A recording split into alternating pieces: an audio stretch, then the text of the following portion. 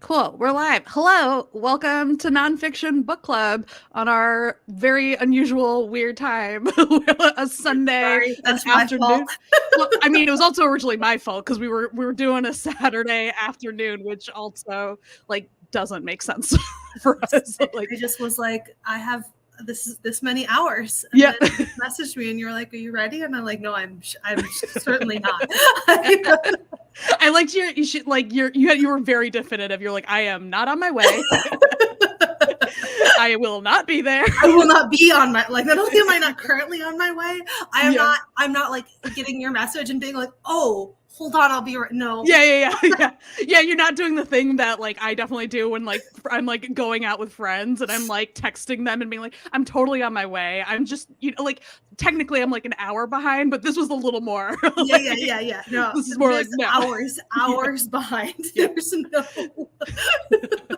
Fair enough. Well, we made it. We're here to talk about books. I guess. Oh wait, we do the introduction. Welcome to Nonfiction Book Club. I'm Deboki. I'm a science writer and I make stuff on YouTube. I posted a YouTube video this week, so now I feel like I can call myself a YouTuber again. Yeah. I'm Nicole, and I also, I don't know, maybe I am the executive producer of a science communication channel for my day job. Once upon a time, I used to do this stuff for fun, and now Nonfiction Book Club is the only. Yeah, that's it. This is the only fun. This is the only fun I'm allowed to have on YouTube.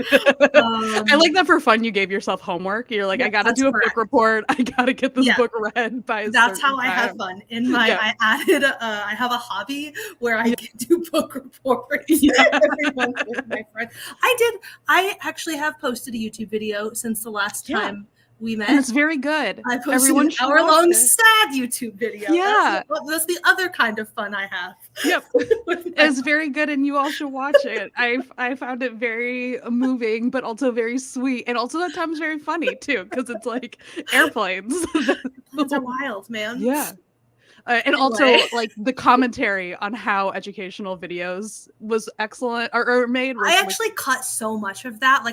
That was one of the things where I was like, this is a whole other, I probably could have done a 2 to 3 minute supercut of me just reacting to educational, having to watch educational video as an audience member, because I never actually had to do that as a student. Yeah. There was no video was not part of my educational experience. Right. But I have spent the last 10 years making educational video. Yeah. Anyway, sorry, this is a whole tangent, but it was a really weird experience. Yeah. Well, if you ever make that supercut, I'm gonna watch it. All of the views will be me reacting to your reaction on this thing that we technically do as a job. Yeah, Well, anyways, we're here to talk about whales. We can talk about educational video production later. We're talking about. Oh, you have the other cover. I really like that cover. I spent a little bit more money specifically to get I have hardcovers for most of our nonfiction book club books. This one was sold to me as a new book, but it definitely was not new. There's pencil from somebody from the original. Are they good notes? That's my favorite. Yes. Yeah. They were not comprehensive, but there were little notes from. I like that. So yeah. Fathoms, The World and the Whale by Rebecca Giggs. This is a pretty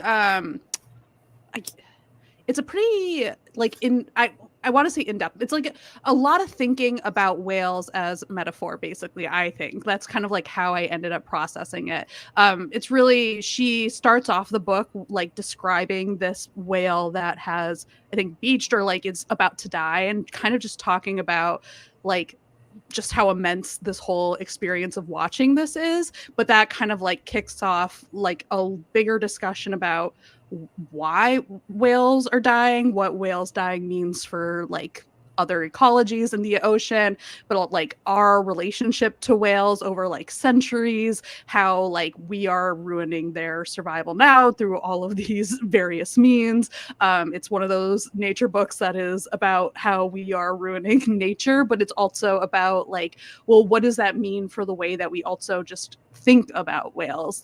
How do we conceive of them and relate to them? So yeah, there's a lot, and it was I was telling Nicole when I picked this book, I felt good about it, and I felt good through a lot of it, but also I realized like I have my brain is in pregnancy brain mode where like my ability to process complex thought is really limited to certain things. And like it turns out there are parts of this book in the beginning that like kind of took me a little while to get into. And it was sort of like maybe like halfway into the book that I like kind of got the hang of what she was doing. Specifically the charisma chapter, I feel like for me was the one where a lot of the ideas in this book kind of come together. And we can talk about the early part and then kind of like how kind of, I don't know if your experience of the book kind of changed over it, but yeah. Yes, that very much was mine as well. Like I was really struggling to get into this. I read the first like the prologue and chapter. Like I reread them because like I literally like I was reading it and I was like I actually can't do this. This is also the first time that I didn't read most of the physical. I did this almost exclusively on audiobook, mostly because I was actually like I was finding it harder when I was trying to read along because I was like trying to process it much more finely, and I was like I actually have to like take this a step back and let this like I don't know how to explain it, but I have to like wash over you for a little bit. Yeah. yes. Because I also struggled to get into it. Separately, the other thought that I had about this book is that I think that I would have had a really different experience with it maybe 3 years ago. Like there's a way in which this project inevitably we get meta. Yeah, we from the start that's what we do. That's what we do here. But like we've now read so many books that follow this basic, not this. There are things about this that are distinct and unique, and I'm not like I don't want to diminish that, but one thing is a metaphor for everything. Like we've read that's like a really common format now for nonfiction book club books. Right. And I maybe separately want to do like a rereading project where I go back through and like all of the things as metaphor for all things that books that we've read. Yeah, we have to we need to, maybe next March Madness we do a bracket of like the March metaphor madness. Which like thing is the best metaphor for all things? Yep. Is it whales? Is it mushrooms? Yeah. Yeah, because it did make me think a lot about On Immunity, which I haven't read in a while, but like that is my personal favorite. Like this very narrow scientific niche of a thing is a metaphor for all things, and like because I also like fundamentally agree with it. Like I too like to think of the immune system as a metaphor for all things. So like I just went into that with a lot of buy-in. Whereas a common reaction for me through this book, which like it's I don't know. Very specific to me is like she's like very, and I totally get it, she's very obsessed with the size of whales, right? Like that is a big part of what makes whales what they are in this book as like a metaphor, which totally makes sense scientifically, like or just like imaginatively, it totally makes sense that you would look at this immense creature and you'd be like, this is like beyond anything. But as someone who has spent the past few years writing about the smallest creatures, like microbes, I was just sitting here like, because she has this whole thing towards the second half of the book about whale lice, about just like having to think about like tiny creatures as like really incredible things, where I was like, oh lady, like listen, I'm ahead of you on this one. Like I am happy to sit here and explain to you why actually, as immense and cool as whales are, they are not the thing that rules the world. Like actually it is the whale lice. The whale lice is the thing. Whale lice are the you buried the lead here. The whale lice are the real story. Yeah, like the end of that chapter, I think, is like her being like, I thought about the amoebas inside of me, and I was like, oh. You want to think about amoebas. You want to think about the amoebas inside of you. I think the first Journey to the Microcosmos script I proofed after. It's like not the first one that I like first episode, but when I first started working on that show, it took Matt and I a couple months to figure out like what the best place for me was. But the first script I read was the dust mites one, and it really truly was like a haunting haunting experience. I've never Yeah. been able to let that go. Yeah. Yeah. If you guys want a something in me. story about how terrible tiny things are, like how much they control your life, even when you don't know it, that is the one. So yeah. Related to that though, like that, I my other big, on the whole, like there is a lot that is like really good and interesting here. I do think that there are a couple places where the metaphors get really she's I don't know, she's reaching a little. There's a bit where she's talking about like she makes all of these weird psychoanalyzing references, and she starts like likening the way that people think about the whale to Freud, and like all this shit that I'm just like, what is this? What are we? Yeah. Why? Yeah. Yeah, there were like some things with connections that like never fully landed. So this is one that like is like, again, it's like only a few sentences, but it just like has stuck with me. She mentions that the word for whale in Swedish is also the word for election. But the thing is, they're not like my husband is obsessed with languages, and also particularly Scandinavian languages, because we've now lived in 2 Scandinavian countries. And so he was like I like pointed this line out to him, and he got really curious about it and like dove into like the origins of the words, and they come from different words. She doesn't claim that they come from the same word, but so like I'm not saying that this is like a thing that's wrong in the book, but it's a connection that she draws for like an overall effect that like she doesn't really expand on. It's just sort of like for the fact that this effect exists, that like, oh, isn't it cool that whale kind of has the same that it has the same word as this other thing that's like a deciding. Like I think that's the word she uses. And like it's cool, but I'm not sure really what I want to do with that connection, right? Like I think it's neat that you made it. I don't know that it's like fully landing for me beyond the fact that it exists, you know? Yes. And she makes a bunch of those like connections like that throughout the book in ways that are, I don't know, like part of me, the thing that I'm like circling on here is whether or not all of this is a failing of the book, or it is me wanting it to be something like, I think go back to the beginning of this conversation where we were both talking about the struggle that we had to get into this book. Like I think I was expecting it to be something other than what it was, and so part of my initial struggle to get into it was related to that. Like that I was reaching for it to be a different thing than it was, and so that's, I don't know, that's maybe a me. I'm so glad that we're doing this, because I had all of these thoughts independently, and I was like very unsure of like what this conversation was going to be like. And I feel like you're saying the words that I was like literally saying like out loud 2 days ago as I was like processing like my thoughts and like kind of how I was initially feeling, because I feel like that is like so true, where it's like, I don't know if I'm like, the way I'm phrasing it in my head is like, I kind of wanted a little more rigor from this book. But that I don't know that that's even the right thing to be asking, because I don't think it's getting things wrong.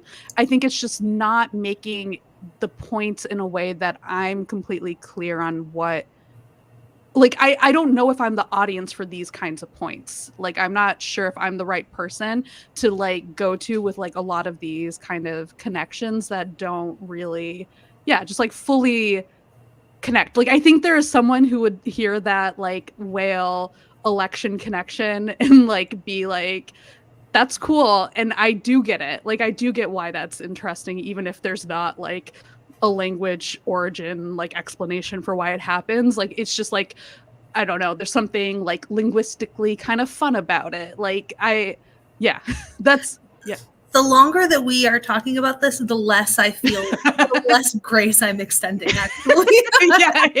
Hearing you say all of that, I'm giving the worst defense of this book. Isn't the right word, but I'm like, no, that is it. Like that is the issue. It's like that it is places like that where she's drawing these big poetic, like, it is frustrating because it feels like being poetic for the sake of it without any real substance. And I like, but I like there's like the bones of things here that are really valid, where so I'm like, I don't know, like it's frustrating because it feels like you could make a lot of really interesting poetic and thoughtful connections, like I'm down for the case for the whale as metaphor for all things. Okay.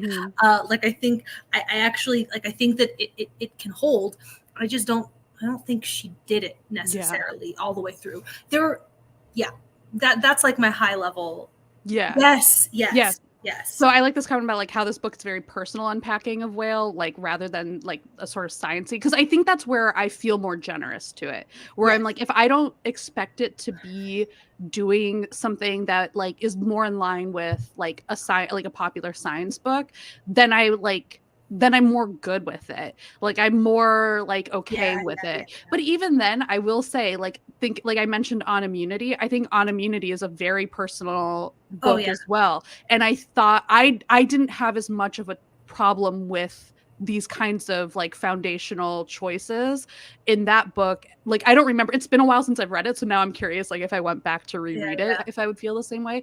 But I never had moments, like I had moments maybe where I disagreed with the book, but I didn't have moments where I was like frustrated with kind of the framework that the book decided to use. The things that she made personal there, she made explicitly personal. So I'm fairly certain we both gave that book 3 stars, which is why it's funny that it's the touchstone as comparison. I think I probably gave it more. Maybe. I don't know. Maybe I also might be misremembering this conversation a little bit. I do remember having a ton of issues with her like overall argument and with like the approaches that she took. She had a generosity to the anti-vax movement that I just could not like get over.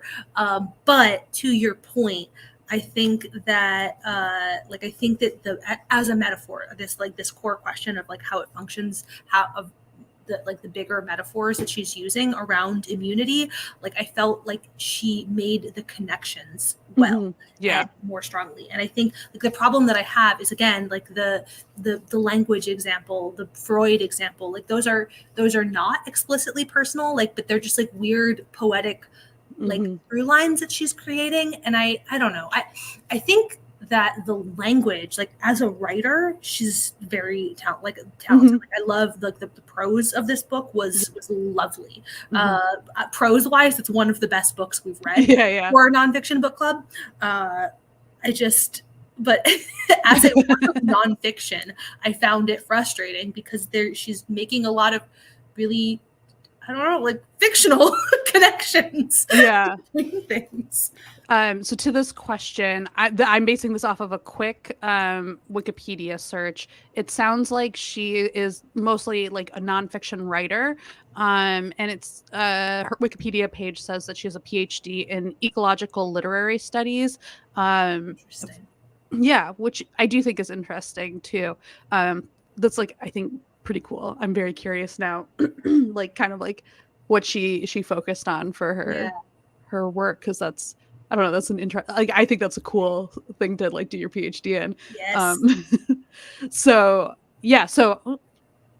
sorry, I clicked something and then this window went wild, and then I was like, the live stream has disappeared, but it turns out I'm still here.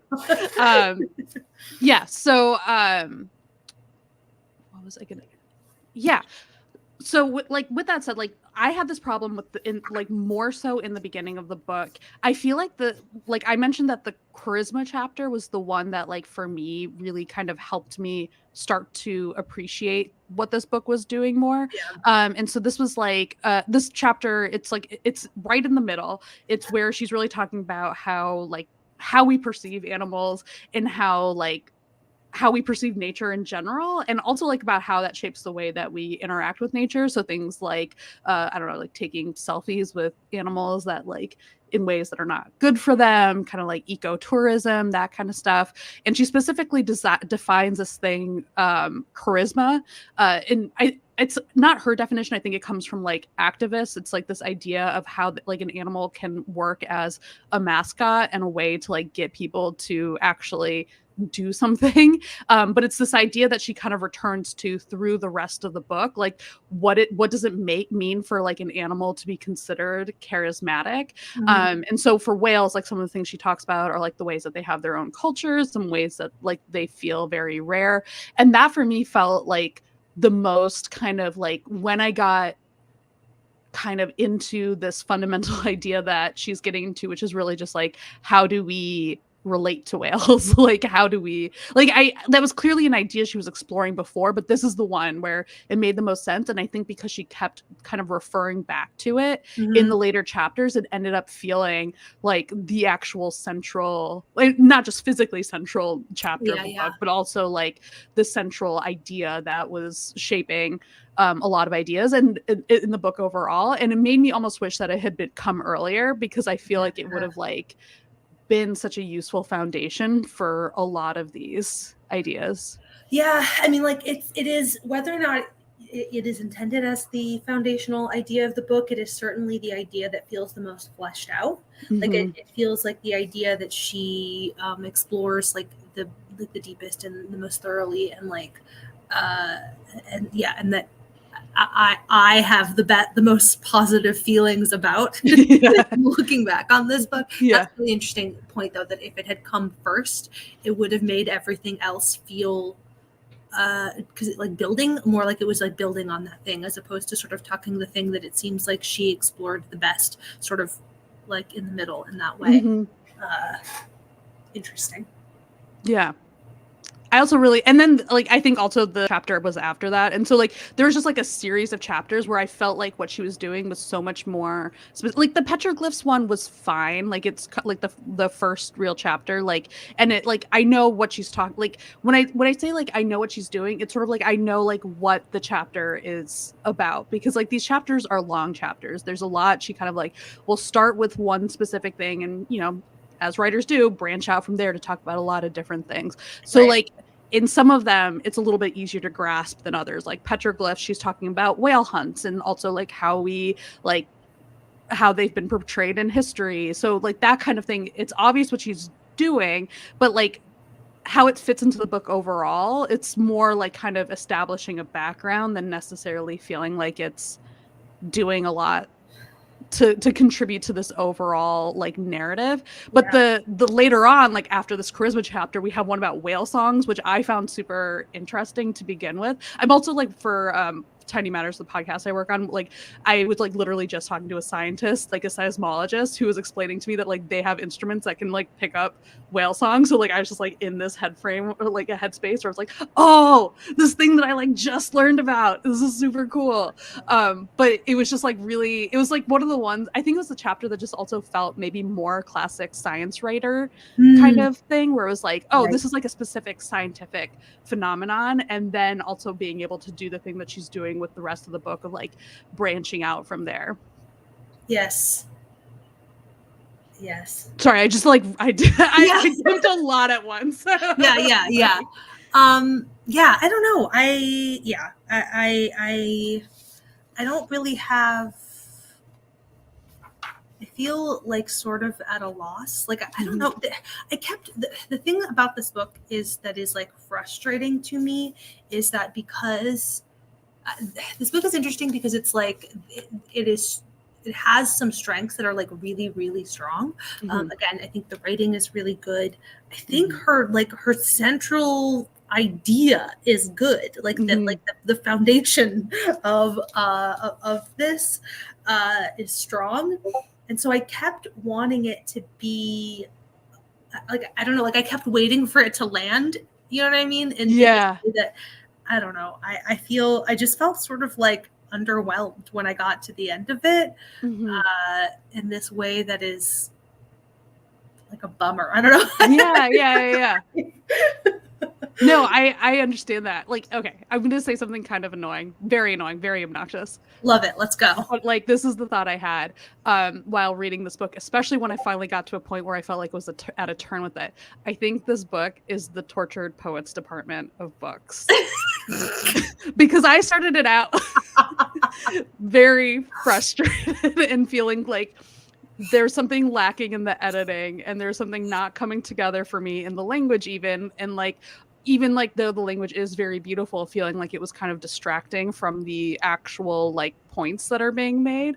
And then when I hit the point where I felt like I was turning a corner and I was kind of understanding more of what this book was doing, or like what it was doing was starting to hit me and like kind of land better, I was like, oh, I like this. And now I'm at a point where I feel like if I revisited it like in the future, Yeah. I would enjoy it more the way that I have also enjoyed the album more.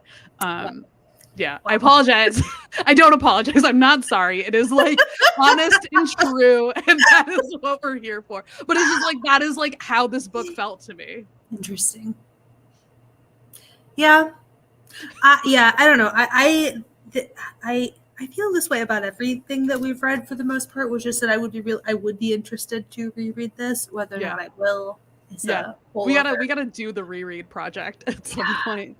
That's yeah. Nonfiction book club 2025 is all rereads. Yeah.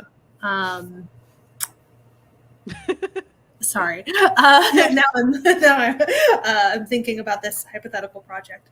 Yeah, I don't know, man. I feel like even on reread, I would get even like I actually think that I would get more frustrated because I would pick up on more of the links that feel disingenuous to me, that feel forced, and I don't know.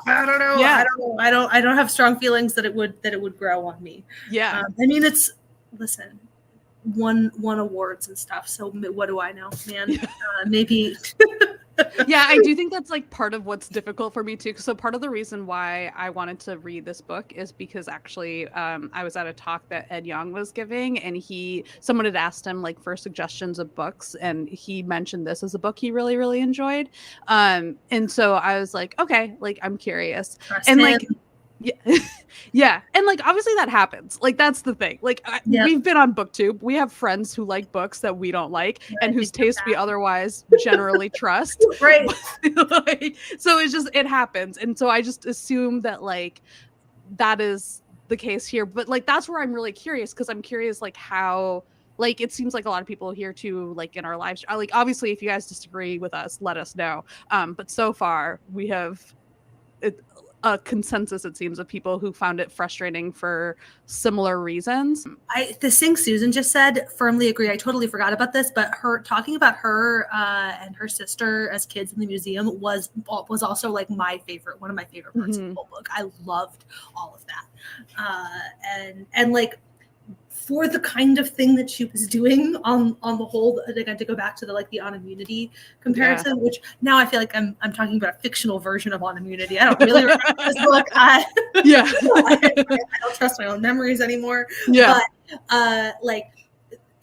because she is making all these connections that are dubious, the book is strongest when she is being explicitly personal. Yes, I almost wish she'd written a straight memoir. The Whale in Me. Forget about the world. Yeah. Yes. That's interesting, because so when I read it, those sections were the sections that I found the least kind of interesting, but I think it's because she didn't use it as much. And so like I did think it was fun, like in the eating chapter, the sea pies chapter, like I did like the way that she did talk about her own experience going to Japan and like exploring that. And so like, yeah, you know what? I think I'm on board. I think I'm on board with the idea that like if it actually had leaned harder into the memoir stuff, it might have been more. Yeah.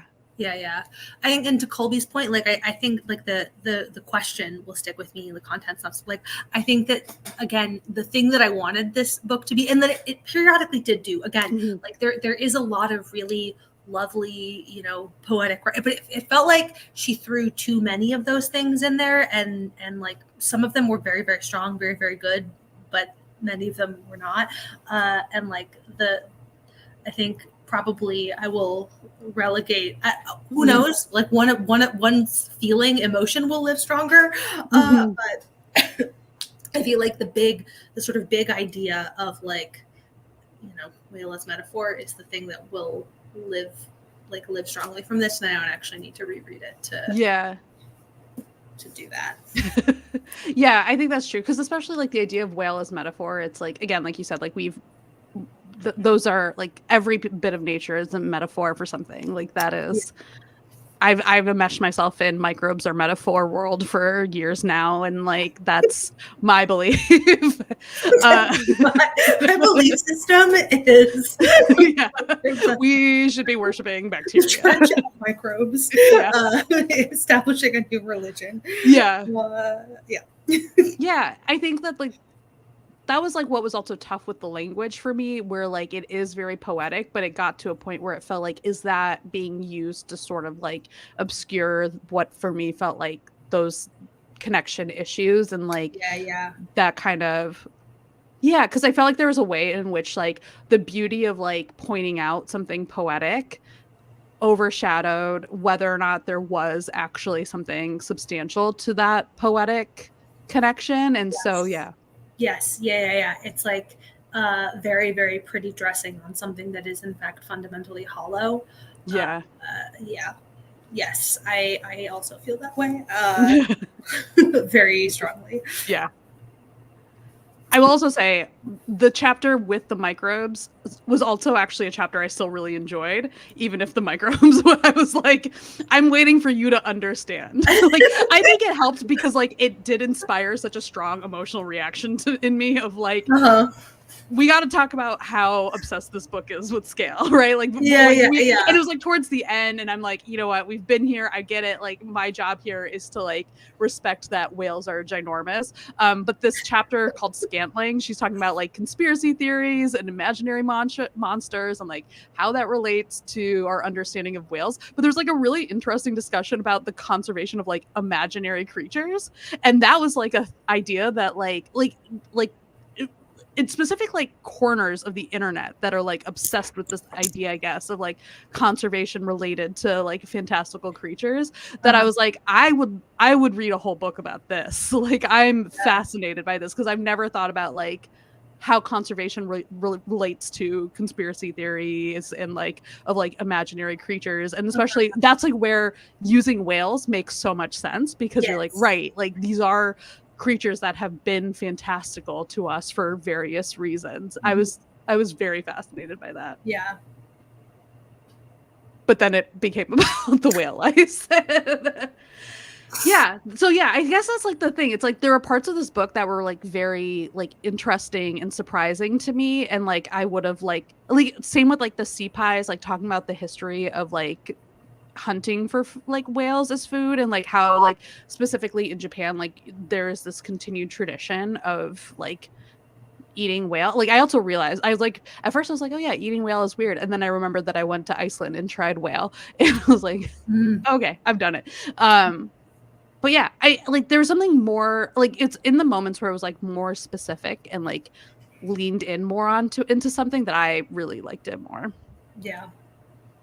But yeah, I liked it better when it did what I wanted it to do, and not when it didn't. Yeah, and so again, it's like, is the problem me? Like, am I the problem with like this book?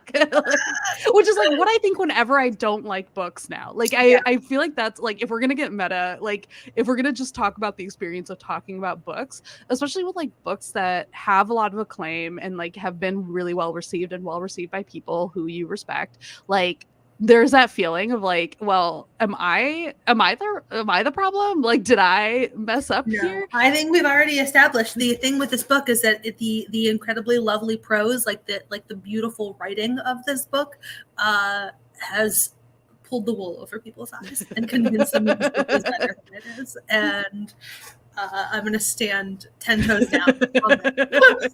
Yeah, I feel like we've gone and diverged. Like, we started in the same place. Like, we've gone to opposite extremes. You're like, this book is bad. And I'm like, well, what if this book is good, actually?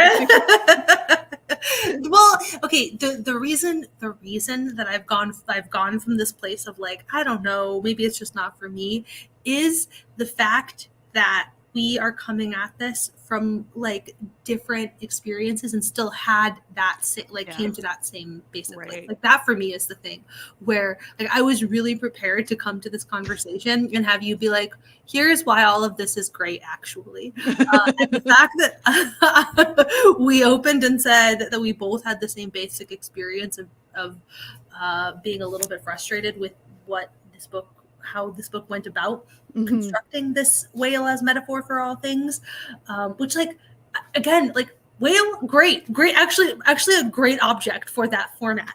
Yeah. But I don't know. I just think, I don't. Yeah, maybe Yeah. I'm understating my own expectations for scientific rigor here, but Yeah. I don't know. No, I mean, like no, I think like you said, like I was curious because I don't know if I like, again, like there are books like it's been like I was thinking about this related to when I've done judging for the BookTube prize for the nonfiction category, and like there are books that do really, really, really well that I think are like not that like rigorously argued and not like particularly well argued, and I don't know if I'm being like just particularly nitpicky, especially if it's like a book that I feel like fits into an overall category that I'm like decently read on, like not necessarily super well read, but well read enough that like I know books that are doing that thing in a way that I like more. And so I completely lost track of where I was going with this. But yeah, I come into this from the perspective of like, am I being too persnickety as someone like who like thinks about how to do this like as a job, right? Like how do you write, how do you convey like nature as metaphor as a job? Like which is like I don't say that to be like pretentious about it, but like it is like the thing that I have to do. So it's like just part of how I also have to read books now. Which I know might make it like joyless for other people. I mean, I don't know. I think that I understand the like the great existential anxiety about that. Like we are always inevitably bringing so much of ourselves into every experience that we have with a book or with whatever. Like we bring ourselves to our experiences as much as those things like happen to us and us.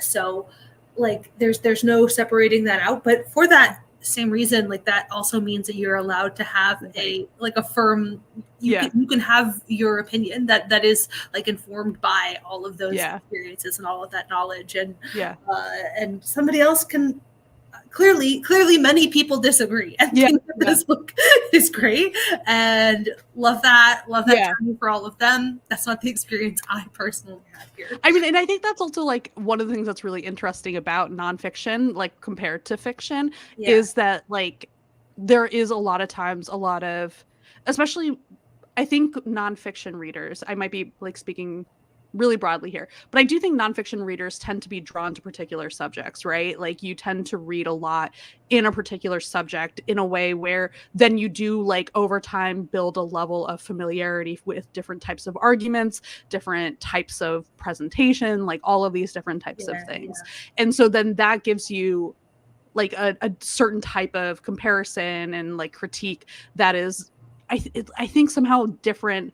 Like it's comparable to things in fiction, but I think it's also different in that it relates, like so much of nonfiction is about argument and like about conveying something that is, not just like the facts, but it's like you have to build an argument to build a book that people are going to want to read, that you can sell. Like that is kind of part of the point of it. You have a thesis statement. Exactly. Yeah. And so like that's one of the things that's both really cool and like difficult like about nonfiction to me, is that like if we're gonna get full meta again, like it is, and why I think this has been really fun for me doing nonfiction book club is like I think sometimes when you read nonfiction, one of the things that makes nonfiction kind of hard to get into is the difficulty of finding books where like how to judge them. Like I want to read like nonfiction books about particular subjects of history and stuff like that, but knowing what are books whose perspective I can trust is inherently difficult. Yes. I mean, I think that like I don't know, that's one of the things that has been really cool about this project though, is that it's like, I have now read so many nonfiction books that I never would have picked up. Like I said at the beginning here that I would have had a different feeling about this book 2-3 years ago. I said 2. We've been doing this for 4 years now. 4? We started in 2020. We started in April of 2020, and it's now 2024. Yeah, because we started. Did that explode your brain the way it exploded mine? Cool, great. Oh my god. cool. But 4 years ago, when we started doing this, like I feel like I maybe would have had a different reaction to it than the one that I did. But also, I know I wouldn't have picked it up either. Yeah. This book in the first place. So there's something really interesting for me personally about that journey too. Yeah. Where like, can you remind me? Like, I have what strong was it again feelings that about like this you book. think? Like, what is it you think you're like 2 or 3 years ago that like you would have felt differently about again? I just think that I would have been less critical of the weak metaphors. Like I think I would have leaned more into the things she was doing and let the pieces that felt just like structurally weak to me, like I would have been like, yeah, but they're all in service of the bigger project. Right. So whatever. Yeah. I would have I don't know, or like maybe found more to appreciate in that there's something like poetic about it. But I also feel like I've read enough, we've encountered enough now where I'm just like, you can find something poetic and beautiful that is also true. And I'm like frustrated by the number of times that she reached for things that were poetic and beautiful, but not quite true. Like, and that's the thing that is frustrating to me, where it feels like we had a whole conversation about, so, we spent a lot of time thinking about packaging and whatever, for videos, titles and thumbnails, and how you change titles and thumbnails. And we have a video tomorrow, SciShow video. Excuse me. We had a whole back and forth about how to, like, what the packaging for this was. The video is built, it's about like retinal scanners and like all the things that, like the changing medical technology. And it's built on this idea of like, it's spy movie tech, but it's actually in healthcare. And me and Hank both were like, I actually don't think that we want to say spy movie stuff in the packaging. Like, I think that it's actually interesting by itself. Like, we can say retinal scanners, and that is interesting. Like, when we say spy movie, that just feels like it feels like you are putting window dressing on something to make it seem interesting, but it's actually already interesting. Like, you can just say the real true thing, and that is grabby by itself. Like, that is like retinal scanners are diagnosing diabetes. That's crazy. Like, that's interesting by itself. You don't have to tell me spy movie tech is changing healthcare. Like that, like, what does that even mean? What spy movie tech, what? Like, what are you saying? So this is literally a work conversation I was having on Thursday. But like, I feel it's like that, but for this whole book, like this book features a ton of that kind of thing where it's like there's like a truer statement that is better. And I feel like it's like, I don't know. No, that's super fascinating. I think that's really, really, really, I think that's a really illuminating discussion. And I like, because I feel like that is such a fundamental, like, I think it goes to this like thing that I feel like people talk about in the world of SciComm and science writing, which is this idea. It's, I think, a false premise, and I feel this even more strongly every year. There's a philosophy that a lot of people approach SciComm with, which is like, what we need to do is find a way to make science interesting. And I think that like that is just like a flawed way to approach science writing. I think it makes really bad assumptions about your audience and about like what it is you're talking about, because like a lot of this stuff is inherently interesting. Yes. It's just like you have to like be good at explaining the part that is interesting. It's not just that. It's you have to be good at like identifying the part that is interesting. This is the big thing, like in all of our pitches. That's like it's a part of our pitch format, is that there is a line that you have to be able to say, like, why is this interesting? And I mean, to be clear, I don't actually have to write pitches, and I don't our editorial team. That is like, this is so easy. It is hard. Yeah. It is genuinely, I don't hard. Like, it is a very hard thing to do, especially because in order to do it properly, you have to put yourself in somebody else's perspective. Like, these are all of our editorial, these are all people with advanced degree. Like, they know so much about all of this, and you have to like put yourself in the perspective of somebody who knows so much less than you and understand like what is the specific thing that is interesting there. But that's it. That's the real trick, and not like what's the dressing that you can put on top of this to make this thing interesting. Yeah. It's like there is something fundamentally interesting. There's like a baseline fact here that is super interesting, and you have to be able to identify what that is. I mean, I'll also say, I use an example about something that's going up tomorrow.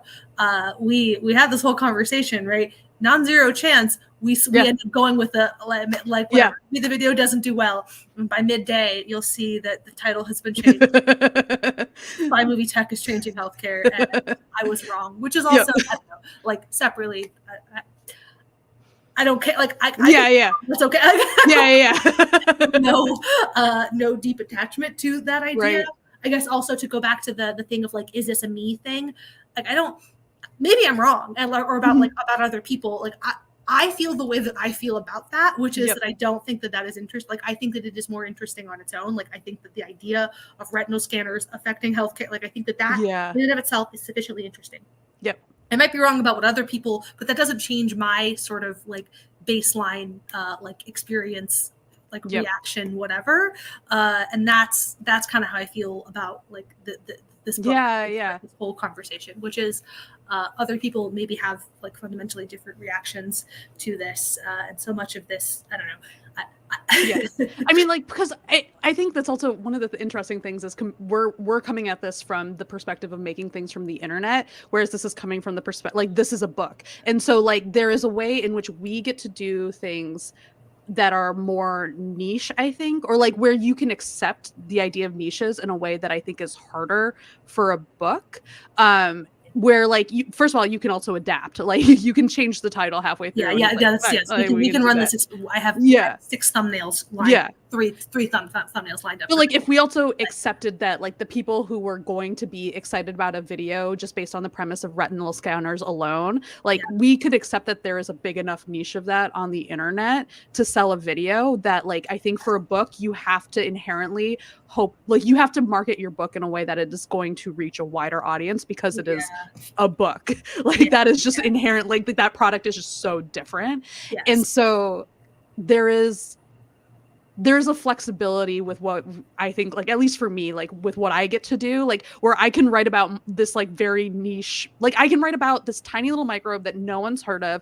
And we have an audience that has also like been following us and like committed to this idea that like these microbes are inherently interesting, right? Like I don't have to have like a whole book about why this microbe should be a metaphor for like your latest crisis about something. Like we have an audience that like we've built over time and like hopefully just like buys into that idea as well, in part because the internet lets you like go to like these smaller audiences that are also pretty big. Like they like I don't know, big caveat on all of this though, which is that like it actually doesn't, I mean, you need to be able to break containment though, like for I mean, I'm saying this like as it actually doesn't work to only like it doesn't work to only talk to that core audience. You need to, and this is also kind of related to that. That's like a big I mean I get it. I get like that's the purpose of the spy movie framing is to essentially say the 2 theories that we have about this single video tomorrow are like whether or not like which thing is going to best serve our effort to like break containment as opposed to just appealing to. That's true. No, that is a good point. I'm like romanticizing. Who show up every week or every day, who will watch every video, or probably it's less than that. There's maybe like 100,000 people and 75% will, there's like a core whatever watch every video, but regardless, that's actually not enough. We cannot leave it at that. No, that's a fair point. Like I'm like romanticizing YouTube videos and then like remembering that this channel that I work on is ending. Like, truly lost the plot here of this book, but thanks you guys for letting us like turn this into a bigger conversation about science writing. That's the big thing that this brought up. Like I just had a lot of feelings about this approach to science writing and the ways in which it maybe wasn't really for me, but also it felt like it's something that would have been for, like that's the thing that was also really striking as well. This is an interesting point from Colby. Is it trying to entertain everyone, and did that like maybe reach too far? I think its audience is people who really value beautiful nature writing. And I wonder like what the expectations are from that audience. It Yeah. definitely feels to your point though of like how you're trying like reaching, I don't know, reaching broad audiences, whatever. I actually don't think that this book is speaking to, this does not feel like a book that is designed to convert. It feels very preaching to the converted. It feels um like like a big poetic rumination on ideas Yeah. of like conservation, for people who already care about that, at least on like a, at least have sort of a baseline surface level. Like I don't think you pick this book up in the first place if you Yeah. don't have at least a little bit of that already as a baseline. And so I don't Yeah. really feel like it's structured in such a way that is meant to move. Mm-hmm. I think it's meant to maybe inspire an already convert, like people who already share the basic worldview. Yeah. I can see that. Yeah. I don't know. Yeah, it'll be interesting if we ever do our reread project and we return to this book. I also feel like I've been so, to be clear, this is not like a, like I would, I don't know, it's like a 3-star, but like I actually would, there are people to whom I would recommend this book. This is not a book where I'm like, it is more, it's like a, usually I have found this book difficult to talk about for that reason, because I think just in general, like 3 stars, like that's the point where it's like, I don't know, like yeah, this isn't the girl in the show. Yeah. So many things to say about the girl in the show. The only nonfiction book club book that I never actually finished. I actually postponed yesterday's live stream to be able to fully to do this. Oh, I like this idea that if we do the reread project, rereading Age of Surveillance Capitalism, I'm also on board, because I feel like I always think about that book, but also only remember like very narrow parts of it. And we gotta do maybe like end of the year. We'll do like a big poll, like what are the books people nominate for our. That's a good idea. Yeah, rereading. Watch people overwhelmingly say girl in the show. Yeah, we're just not putting it on the list. It's not an option. Yeah, I have my feelings. They will not be changed. Yeah, I don't know. It's such a weird rambling conversation we've been having. I don't even remember what I was. I think it's just, I think basically it's a hard book to discuss in some ways because we're like in a middle place with it where we don't hate it. And I think we both wanted to like it more. Yes. And it just unfortunately fell a little short. And sometimes those are the hardest books to kind of discuss because either you're like criticizing it and caveating with actually, but I still like this thing, or you're doing the opposite where you're like, I like this thing, but also caveating with, but I find this frustrating. And we just found the opposite sides. Basically. Yeah. Yes. Cool. Well, if anyone else has thoughts that they want to add, thanks so much. We're not angry about the book. We're just disappointed. Yeah. But I am glad I read it because I think it's like, I think I appreciate, we've said this about a few books, like where I appreciate parts of what it's trying to do. And I think I learned a lot from the way it's written, both like its strengths and the things that I found really frustrating. Like, I think the things that it does well are really beautiful and lovely in a way that I'm like, I think it like really got me to think about like kind of just creatively, like what are things that I think would be fun to be able to like think about doing. And also thinking about how I want to do it in a way that maybe doesn't distract from other things that I'm trying to do and the things that I write.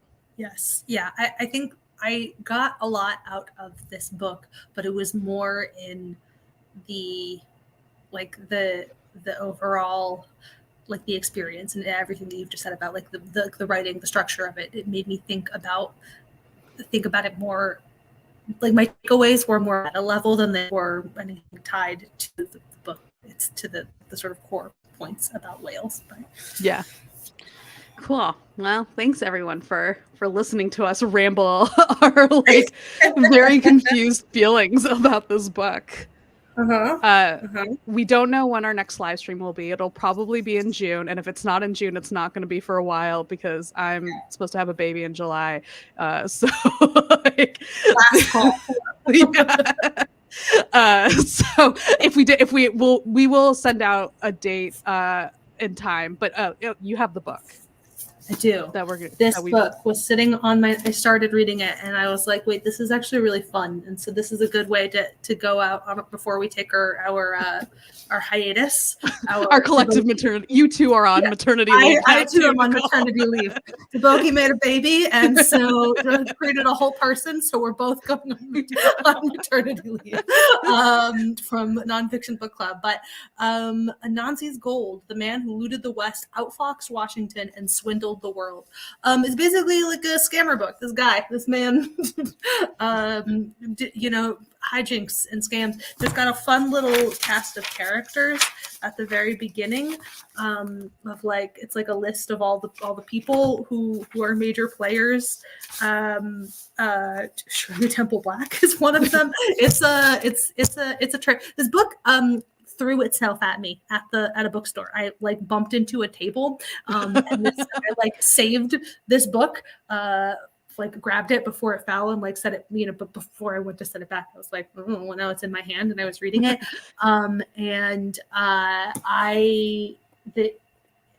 It is like, there's a lot of like Ghanaian history sort of tied up in it.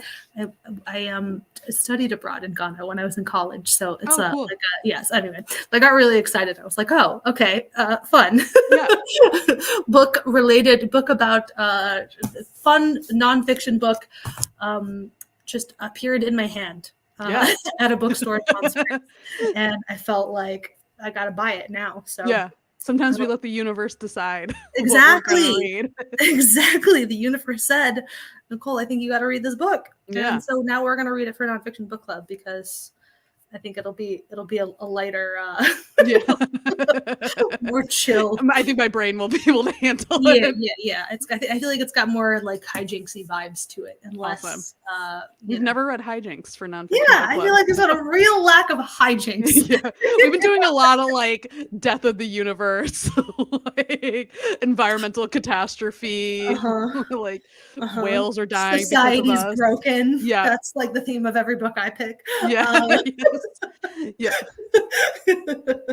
So anyway, well, cool. Yeah. Hopefully see you guys all sometime in June. Yes, I will send out a newsletter at some point with the title of the book, and we will have a date picked out as well. Yes, cool. Bye.